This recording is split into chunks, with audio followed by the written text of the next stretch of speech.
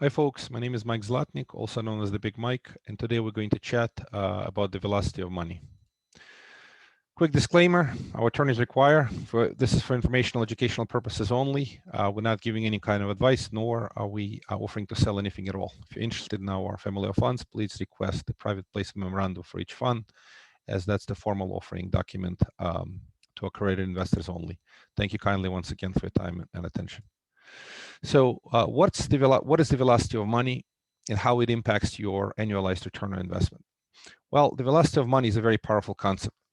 And the basics of it is how fast your money comes back and multiply that by the return on investment. So if your money comes back often and you generate a good return often, then the multiplication effect kicks in. So Robert Kiyosaki in the Rich Dad Poor Dad said that the velocity of your money determines your wealth. So if you can deploy your capital often and generate great rate of return, your annualized returns are magnified. So here's a simple example. If you invest your capital in a deal and the deal generates 5% return on the investment, and that type of deal happens every quarter, you can keep your money working efficiently. You can generate 20% return on investment per year, 5 times 4 cycles per year. So velocity of money in real estate has 3 basic flavors. Number one, there's high velocity deals, there are medium velocity deals, and then the low velocity deals. In general, high velocity deals take less than a year. Typically, they are some kind of flips. Either it's a loan on a flip or an equity investment on a flip, short-term flips, fix and flip, and so on. Medium velocity deals take a little bit longer. They generally flips, but not as short-term. Could be commercial value-add projects where they get sold upon stabilization after the value-add strategy. So specifically, here's an example.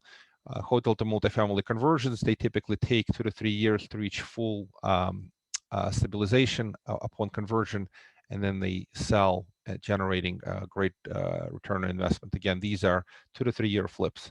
Distressed commercial debt or commercial bridge loan could also fall into that category. Low velocity typically take 3 years or longer. These type of deals are your classic real estate buy and hold deals. Also, they could be value-add deals where upon completion of the value-add strategy, there is a refinancing, but there's a long-term hold. Now, velocity of money problem cannot be looked at in a vacuum. There are 2 related topics that are critically important. They're sort of all dimensions of the same 3-dimensional problem. So velocity of money versus capital deployment or capital utilization challenge, and versus annualized ROI. So high velocity of money deals are great in general because you see your money back fast and you get your profits fast. That all translates to great liquidity.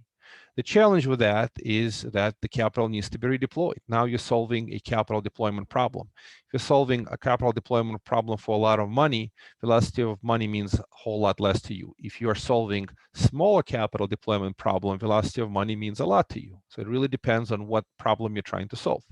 And that is all also combined with a annualized ROI.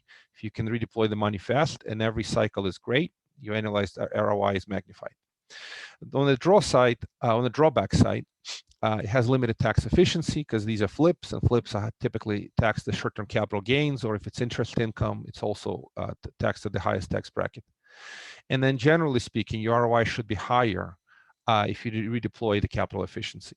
On a medium to low velocity deals, you could generate current or deferred income. As I said, some of these are long-term buy and hold deals generating some cash flow and some appreciation. You don't need to redeploy the capital often. It's one of the benefits. They could be a lot more tax efficient, passing through depreciation benefits as well as long-term capital gains. And then the annualized ROI should be, generally speaking, lower because the returns are more consistent. So depending on your own needs, either short-term high-velocity deals versus the long-term or immediate-term deals could be the great match for you. Again, it depends, but neither one is better or worse. They're different. Here's an example of ultimate velocity of money deals. Transactional funding is an example. Typically, this is funding of fast flips. The money is out between 1 to 3 days. Typically, there's a purchase transaction and there's a sale transaction taking place almost at the same time or one after the other. Typically, these can generate, if it's a loan or a transactional funding deal to the lender, could generate between 1.5% to 2%, and the money could rotate 2 to 3 times a month. We used to do it after the 2008 crash. There were a lot of transactional funding deals, and we were able to generate 3 to 6% a month, 36 to 72% annually, not too shabby. It was great when it lasted. Today, it's a lot harder to find as much deal flow, but it is part of the strategy. We still do it from time to time. It's a high velocity of money deal. Anyway, appreciate your time to attention. Looking forward to chat with you more. Thank you again and have a great day.